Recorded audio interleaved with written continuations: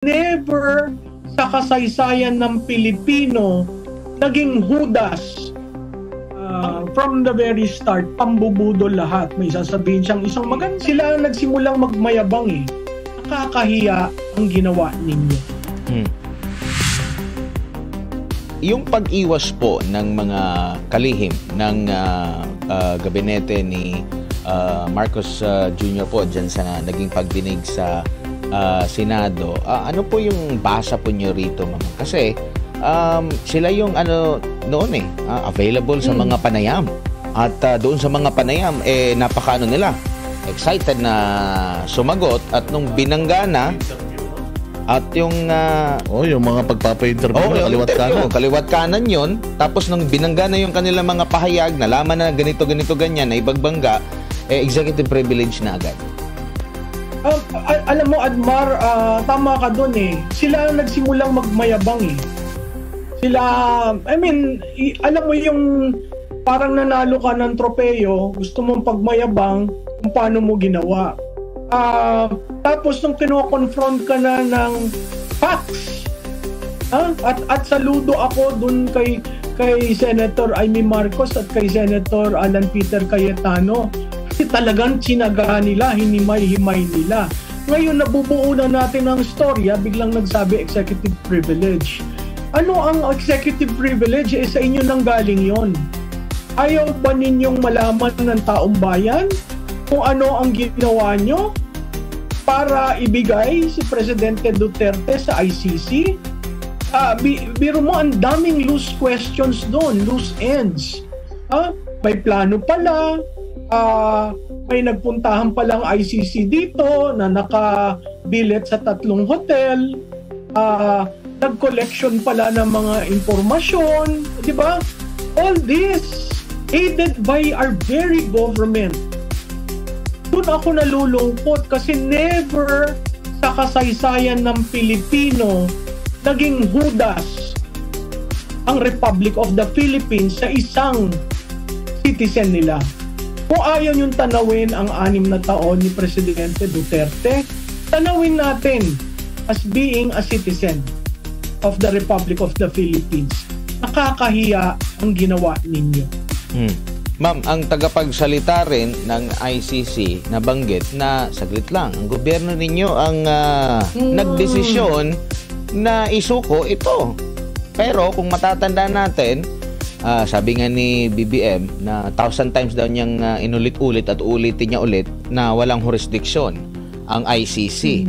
Noon pa nga natuwa si General Bato de la Rosa dahil binigyan siya ng assurance na kahit wala siyang buhok, hindi makakahawak sa buhok niya ang ICC dahil baka mangyari din sa kanya itong si Marcos Jr. Tapos iba yung nangyari at mismo ng ICC, sabi nga niya dito, now the surrender of Mr. Duterte to the ICC is something that was, of course, the decision of the Philippines authorities. And if there's any question about whether it was lawful or not, it would have to be submitted to the judges. Ano masasabi niyo, Prof? Admar, para yung sa sinabi mo tungkol sa Taiwan na statement niya, China at Taiwan. Hindi mo na mapapaniwalaan ang bibitawan nitong leader na ito. From the very start, pambubudol lahat. May sasabihin siyang isang maganda, pero babaliktad. So babalik na naman tayo dun, the state of mind of a leader. Okay ka lang ba, Mr. President? Kasi yung 180 degrees mong turn on critical issues, makakapanghina yon sa aming mga Pilipino. Kasi ikaw ang tinitingala na leader. Biro mo, ikaw pala ng Judas. Pero sinabi mo na hindi mo papapasukin na ang sovereignty ng Pilipinas ay hindi for sale. So ako, I will always take whatever you say with a grain of salt. Kasi ilang beses nang umiba ang ihip ng hangin. Ano naman masasabi nyo sa yung hindi pagsunod ng kanyang mga gabinete sa kanilang Pangulo? Kasi di ba sinabi ni Presidente Marcos na imbitahan lang. Kung Okay lang. sino gusto yung imbitahan dyan sa inquiry, sasagutin. Tapos biglang naglabas itong kanyang executive secretary ng statement na hindi na sila atin dahil sobra-sobra na daw yung kanilang oras na itunoon dyan sa hearing sa Senado. Oo, Boss Dada, alam mo, hindi mo na talaga alam who's holding the reins of power in Malacanang. Kasi, ang ating usual norm is, pag sinabi ng presidente, order yon. Pero ngayon, sinabi ng presidente, nag-iiba. Si Executive Secretary ay way below the pay grade of the President. So, hindi mo maintindihan ano ba talaga ang nangyayari sa ating kabinete, ano ba talaga nangyayari sa ating bansa.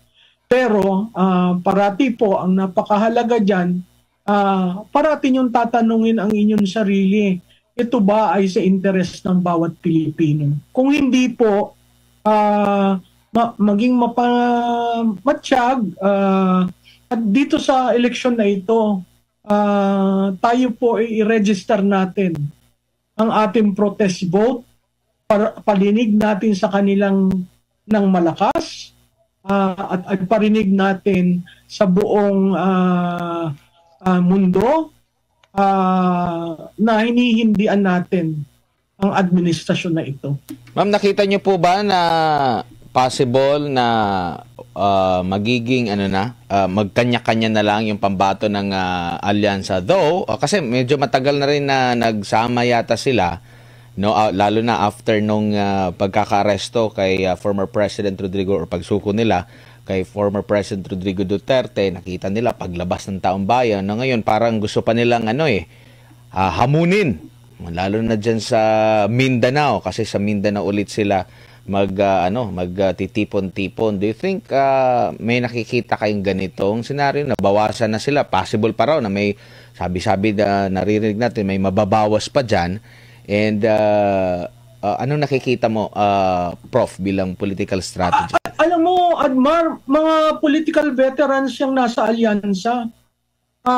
Ramdam nila ang pulso ng tao. Si Sen Soto, si Sen Lacson, these people know. At unti-unti sila nagsasalita. In fairness to Senator Lacson, talagang he has been saying his piece.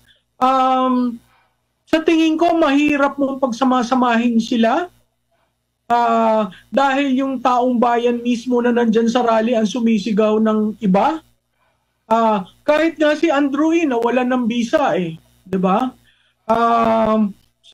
At makikita mo ang mga local government candidates, rini-require nila ng permiso ng lahat ng areas na gagamitin ng opposition. Pero bubulong sila sa iyo. Sasabihin sa iyo na tutulungan po namin kayo. So, ang pondo nasa administrasyon, ang pulis, ang militar nasa administrasyon, pero sa tingin ko ang taong bayan, kitang-kita natin nung lumabas.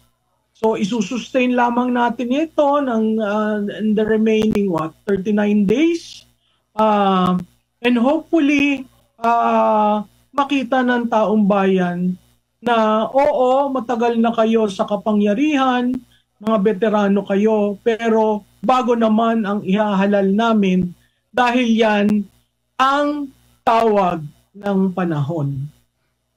Siguro bilang panghuli, ma'am, mensahe nyo sa mga kababayan natin po na talagang sila yung pangunahing maapektuhan din ito dahil imbis na yung lagi nilang sinasabi na pagtugon sa problema sa pagtaas na presyo ng bilihin, kahirapan, pero parang iba yung inaatupag ngayon ng ating gobyerno po.